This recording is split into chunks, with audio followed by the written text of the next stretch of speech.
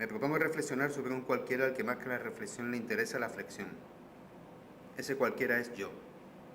El yo es fruto de un programa socioeconómico, cultural, histórico, etc. Es decir, de un programa de conservación.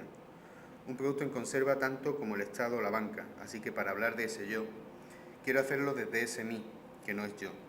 Y me gustaría llegar a ese ti que está en ti, a esa intimidad que está en cada uno. Así que el que va a hablar es mí y lo va a hacer del yo. Pero que no haya confusiones, este mí es cualquiera, solo que es el que tengo a mano, y este yo también es cualquiera, un producto que arrastramos y del que no sabemos desembarazarnos, o al menos convivir con él. Pero a ese yo le voy a hablar como si no fuese mío, es decir, con la distancia en la que se habla de lo ajeno, tan ajeno como a veces se encuentra uno a sí mismo. Y aunque por momentos parezca que hablo de otros, no ceso de hablar de ese yo bastante común al que quiero señalar con el dedo. Así que el mí le va a dar un meeting al yo. Y por testigos, y quién sabe si cómplices, quisiera tener al par de ellos que hay en cada uno de nosotros.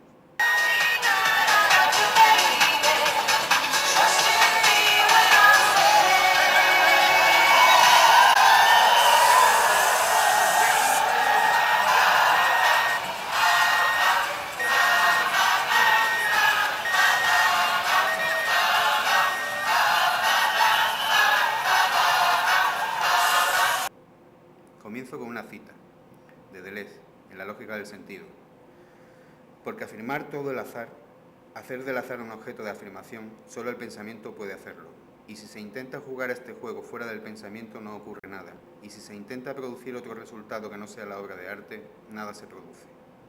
Es pues el juego reservado al pensamiento y al arte, donde ya no hay sino victorias para los que han sabido jugar, es decir, afirmar y ramificar el azar, en lugar de dividirlo para dominarlo, para apostar, para ganar.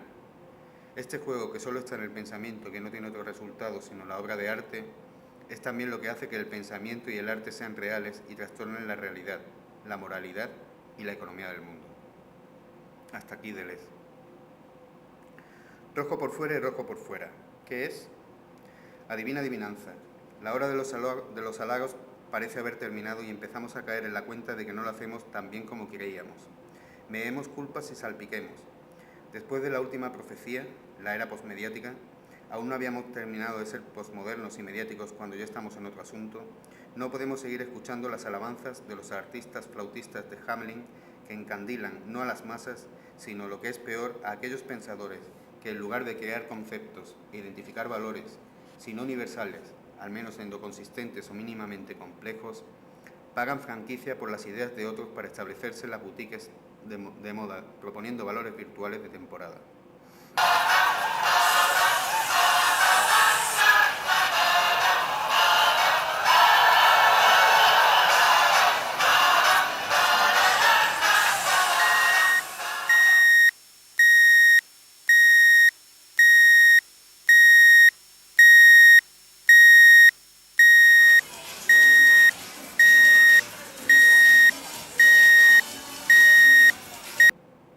Las tendencias e hiperespecializaciones, los blindajes, nos rodean y es difícil escapar de ellos. Incluso inadvertidamente se cuelan en nuestras mentes adormeciendo cualquier posibilidad de vigilia y pretendiendo tomar el mando como una especie de cumplimiento escrupuloso de la división del trabajo. Ciberarte, arte activista, posapropiacionismo y simulacro, arte del cuerpo, arte de la entidad o de la otredad, arte del género y del transgénero, arte frívolo, arte doméstico, arte de lo cotidiano, arte de club, arte mestizo, netart, arte filosófico o metafísico o místico, metaarte, arte relacional, arte de... El mayor logro del sistema, divide y vencerás. La flauta de la que aquí me ocupo, no quiero que me vuelva a ocupar de otras, es cansada y demuestra bien vale un botón. Esta flauta, digo, una de las que ahora suena más fuerte, es un eje alrededor del cual gira el monopolio multinacional de la simplificación amplificada de la siguiente cantinela. Todo pensamiento artístico, hoy día, o es político-social denunciante metairónico festivo, o no es artístico, o no es pensamiento, o no es actual. No nos dejan alternativa esta disyuntiva ni nos permiten abrir algún resquicio a la complejidad capaz de relativizar el aparatoso apellido de este arte. Cuando el apellido puede con el nombre se produce un cisma, pero el ecumenismo mediático aún nos mantendrá unidos mucho tiempo, cosidos en los lomos de las publicaciones o en los salpicados de píxeles.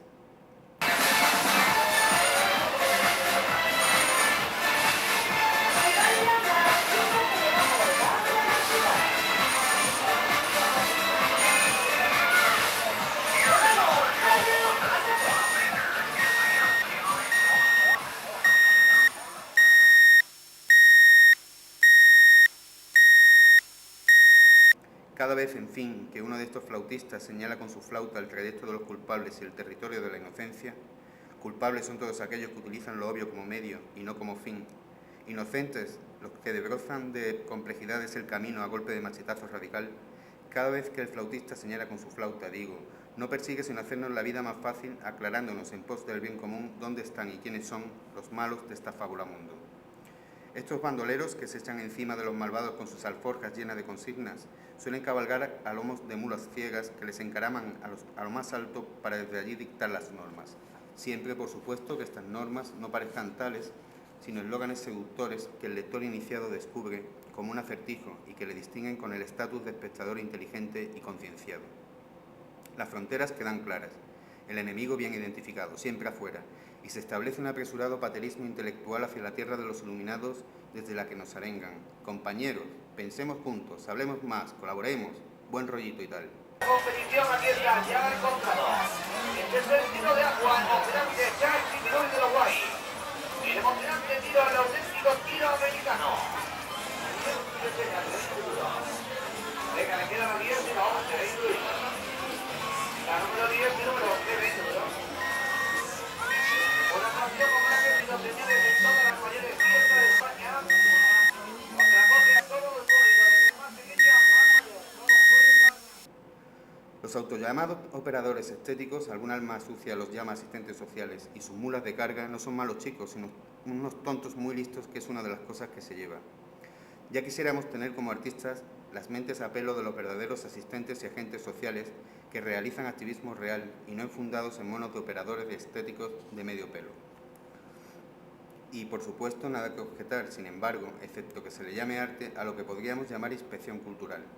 Las denuncias reales desde la inteligencia de sus acciones de los tejemanejes del sistema negocio-ocio-cultura. Ya se decía que cuando todo es cultura, de lo que sea, nada lo es. Lo mismo con el arte. Así que detrás de estos flautistas, quién sabe si delante con un silbato inaudible pero alucinógeno, las ratas económicas y ciertos profesores y críticos de arte forman una extraña comitiva a medio camino entre la procesión sacra y el carnaval. Estos bien nacidos abren paso a y se abren paso entre las masas por los lugares y sobre todo los manidos no lugares del arte, entonando sus motetes o chirigotas según se tercie y deleitando con sus ingenios, sus erudiciones de archivos, sus copias y sus refritos mediáticos sin más, todos los oídos limpios urbi et orbi.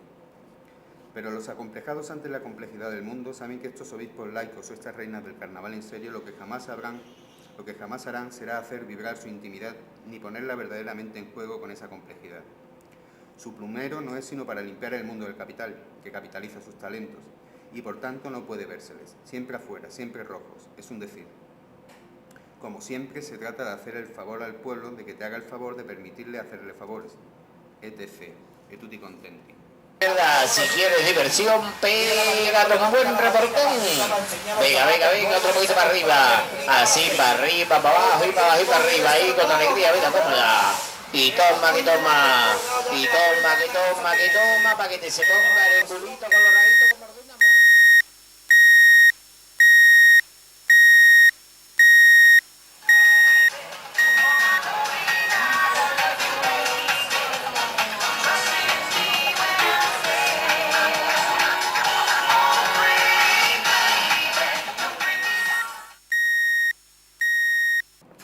¿Veremos el final de estas actitudes en un futuro próximo?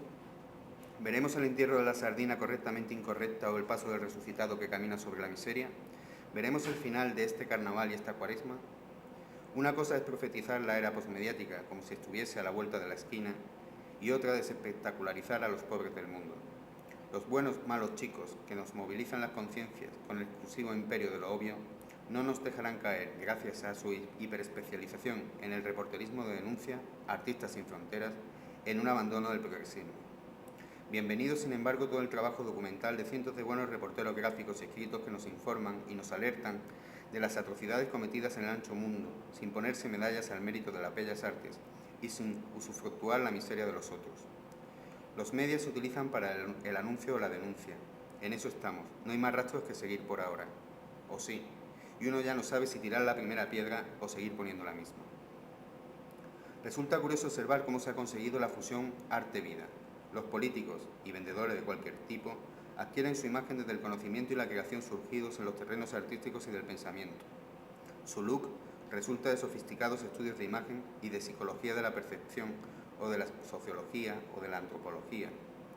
El arte, por su lado, va adquiriendo cada vez más la simplificación de los eslóganes mediáticos proporcionados por la publicidad y las encuestas que los políticos y vendedores de cualquier tipo también han sabido financiar y gestionar. ¿Qué suelen ser las revistas especializadas sino encuestas de opinión, a veces explícitamente con sus listas top, para saber por dónde van los tiros y no tener que deambular con nuestros propios vericuetos? El tiro bien fijo, como los de las mulas, ya lo decíamos antes, eficacia del binomio arte-vida. ¿Quién da más?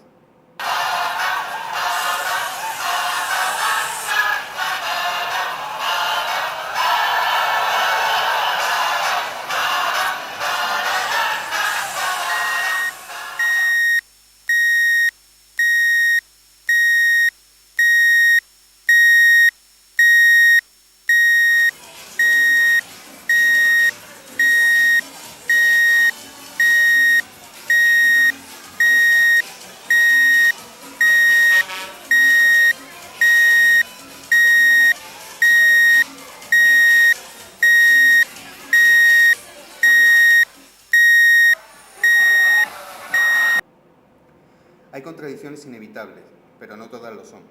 Bajo la gran pantalla, en etnicolor para algunos, como si la técnica del mestizaje no perteneciera ya también al terreno de lo evidente, el manto del ecumenismo mediático que nos cubre a todos, las escaramuzas continúan, y que no nos falten. Algunos pensamos que cualquier arte amparado en un apellido está negando su función, que no es concreta, desatendiéndola y cobijándose en el instrumentalismo del bien común y del beneficio propio inmediatos, como la ciencia técnica más reduccionista. No rechazamos las evidencias, las usamos, pero deberíamos pensar que hay más cosas que hacer en el mundo que estar todo el tiempo en él. Estar todo el tiempo en el mundo nos impide verlo y alejarnos definitivamente de él nos deja sin materiales de construcción. La denostada conciencia de culpa, así como la nostalgia del todo que ahora sabemos múltiple, parece que nos reclaman de nuevo, pero más que para infligirnos un simple autocastigo o sumirnos en la esquizofrenia, lo hacen para apremiarnos a recuperar cierto estado de vigilia que nos ayude a escapar de la hipnotización del éxito canalla y del río revuelto donde los que más pescadillas cogen son los que tienen más amiguetes sujetando su red. Pero la red de complejidades es tan grande que no hay especialidad que la abarque. Solo caben aproximaciones a sus intersticios desde el pensamiento y el juego del arte transformados en construcción. Pero ni uno ni otro saben de especialidades. Otra cosa es que sean forzados o se dejen manipular. Esto incluye a la ciencia y a toda actividad con verdadera potencia de creación, y excluye el rentabilismo del interés fijo o variable. No nos gustan las hipotecas. Las especialidades son necesarias, pero no deben erigirse en absolutismos metodológicos. Pues, ¿qué es una hipoteca? Un trueque mediante el que te afincas y a cambio pagas. El conocimiento es una hipoteca, te afincas en tu área y pagas con ignorancia el resto de tu vida. El conocimiento es insular, nuclear, atómico, progresivo, y desprecia los intersticios. Sin embargo, son esos intersticios los que son interesantes. La sabiduría antigua se trataba con ellos. La sabiduría es intersticial, oceánica, molecular, acumulativa. Y lo que ahora rimbombantemente llamamos paradigma de complejidad no es más que el reconocimiento de que no es suficiente el conocimiento. Necesitamos de la sabiduría, esa que se introduce en los lugares comunes porque sabe que desde allí es desde donde se tiene una vista privilegiada.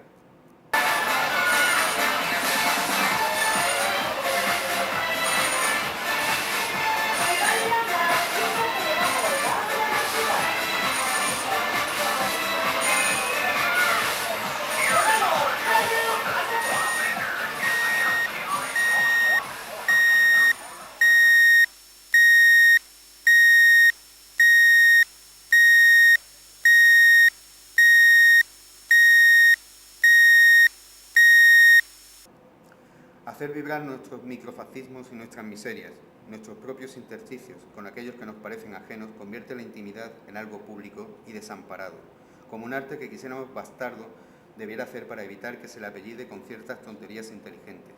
Esas argucias halagadoras que sobre todo ponen a salvo a sus autores con exposiciones de beneficencia. ¿Quién beneficia a quién? En estos tiempos en los que la ciencia parece haber caído en manos de la tecnología, la filosofía en las de los manuales de autoayuda y el arte en manos del negocio, del ocio o de la asistencia social, ¿qué más halagos nos quedan? Las flautas que aquí estamos tratando suelen tener además de un agujero solo, gran repercusión en dos foros muy distintos. 1. En aquellos países en vías de desarrollo que tan necesitados están del ánimo del primer mundo contra las tiranías locales. Operativamente estas flautas son eficaces como bonitos despertadores. Gracias. Sin embargo, seguimos prefiriendo a los activistas reales. Ya se decía de la Iglesia y sus campanarios, lo de predicar y dar trigo. 2. En aquellas mentes concienciadas del primer mundo que no se atreven a pensar más allá de sus intranquilas narices, por si el fracaso se las rompe, y las tranquilizan pensando en cómo ser buenos y dar cuenta de las atrocidades que se dan allá, en todos los ordinales que no sean el de su primer mundo. Cuando en las llamadas civilizaciones avanzadas toda revolución deviene un kitsch de lo obvio, el estribillo de los derechos humanos con distintos arreglos musicales, para exportarlos en forma de graciosas cantinelas a los desheredados de la tierra, se agradece el silencio y la parsimonia, la contención mediática de aquellos que sin prisas ni aspavientos realmente cambian las cosas, sencillamente porque se ocupan de lo oculto. Parafraseando a Bachelard, no hay más arte que el de lo oculto, es decir, lo no dicho. Lo desvelado pertenece a otros ámbitos, pero lo oculto no es aquello que quedó escondido en algún lugar, en algún tiempo. Lo oculto es aquello que aún no está, y en crearlo se tarda. Sin embargo, los que tienen prisa, los aceleradores de la historia, algunos historiadores o críticos vienen recurriendo a la muerte del arte desde hace tiempo, sin advertir que lo que se le ha muerto son las plantillas, las rejillas y las reglas, es decir, las herramientas metodológicas con las que se acercan a este fenómeno, y no parecen dispuestos a modificar ni un milímetro sus convicciones. Y por tanto, toda anomalía que no cubra las expectativas de esta tanatología queda curiosamente herida de muerte por estos brutos.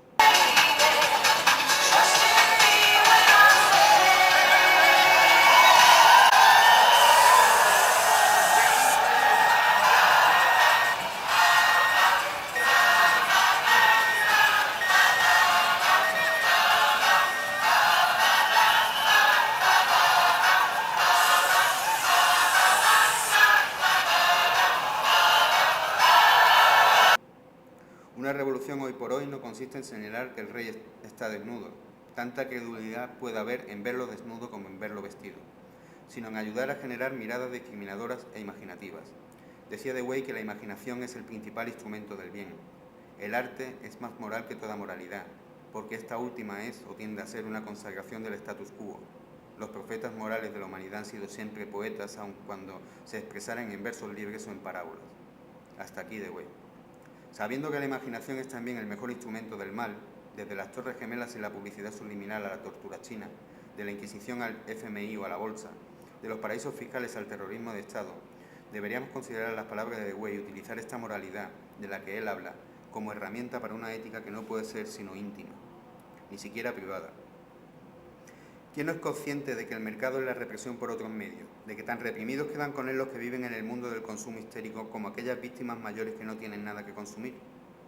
¿Quién no percibe esta perfecta simbiosis de miseria psicológica y física? ¿Quién no suscribiría hoy que si la macroeconomía es el mejor camuflaje de la guerra y la guerra el mejor camuflaje para la macroeconomía, y las víctimas se cuentan por centenares de miles en los países subdesarrollados, los supermillonarios son también criminales de guerra? ¿Bill Gates? ¿Quién no se da cuenta de que cada vez que miramos por la window, yo cuando escribo esto utilizamos un arma mortífera? De todo esto hay que hablar, más bien gritarlo, sin duda, pero en el ágora, en la plaza pública, lo más mediática posible, sin correcciones ni políticas ni formales, sin poéticas, sin requerimientos de atención artística ni rendimientos vergonzantes, sin activismo pero con eficacia activa, en fin, sin interés ni autoría.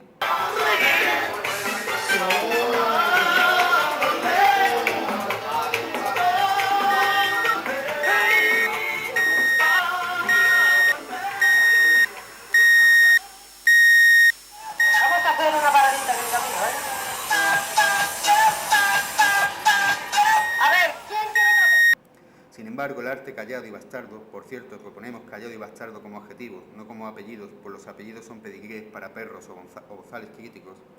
El arte bastardo, digo, ese que deja nuestra intimidad a la intemperie, esquiva pudorosamente la actualidad de las desgracias por anacrónica e inevitable, y se ocupa de las actualidades posibles, entre otras la de ver cómo conseguimos que nuestra voluntad de fuerza, de resistencia, íntima, algún día deje de estar sometida a nuestra propia voluntad de poder, pública. Quizás somos unos sentimentales sin conciencia, o quizás conciencias insensibles, Pero a pesar de que muchas de nuestras narices están ya rotas, no se preocupen que la sangre es de atrezo, todavía nos queda algo de olfato, aunque no tan bueno como el del morro de ciertos cánidos. El que pretende ver en estas palabras un cierto modo de dimisión o cierto colaboracionismo con el status quo es que no tiene ni idea de lo que nos estamos jugando. El progresismo, la negación del involucionismo social, laboral, político, etc., necesita recargas simbólicas y teóricas que nos aseguren autoridad, sobre todo moral, contra las autoridades del neoliberalismo.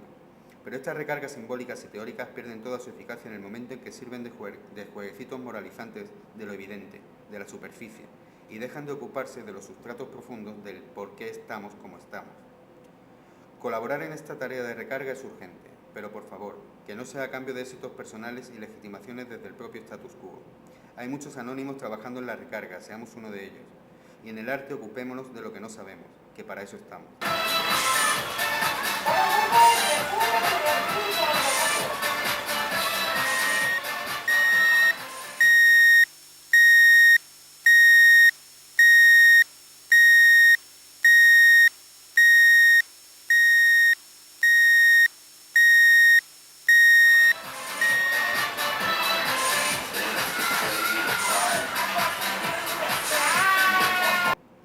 Trastornar la realidad no consiste simplemente en hablar de la actualidad. Como nos dice Deleuze, hay que afirmar y ramificar el azar. Lo demás son solo carreras. Kassel, stop. Venecia, stop. Basilea, stop. Chicago, stop. Johannesburgo, stop. Estambul, stop. Sao Paulo, stop. Terra mítica. Si el arte tiene algo que ver no con el futuro, sino con la profecía de lo inmanente, ¿para qué nos sirven los artistas de la actualidad trascendente? La verdadera inteligencia, a diferencia de la simple astucia, no quiere ser truculenta. Ella sabe que fue el gran truco de los dioses y procura no engañarse. Como nos dice lúcidamente Peter Sloterdijk, parece una venganza de la historia que nosotros los igualitaristas tengamos la tarea de hacer distinciones. Así que, aunque algunos lo intentamos, nunca seremos suficientemente inteligentes ni suficientemente bastardos. Y aunque lo parezca, rojo por fuera y rojo por fuera, ¿qué es? No es un acertijo. Pero este texto, que no lo parece tanto, quisiera serlo. Nuestros mayores solían decirnos que no estaba bien señalar a los demás con el dedo, pero es que ahora, cuando intentábamos cerrar otra vez el puño, el corazón se nos ha quedado tieso. Veo el dedo revolverse contra mí mismo y no doy crédito.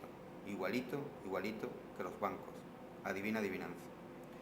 A mí me parece solo material de paso, así que voy a pegarme unos carteles peripatéticos del alcalde de mi ciudad, Málaga, su concejala de Cultura y un servidor, y a tomarme unas cañas con vosotros. Muchas gracias.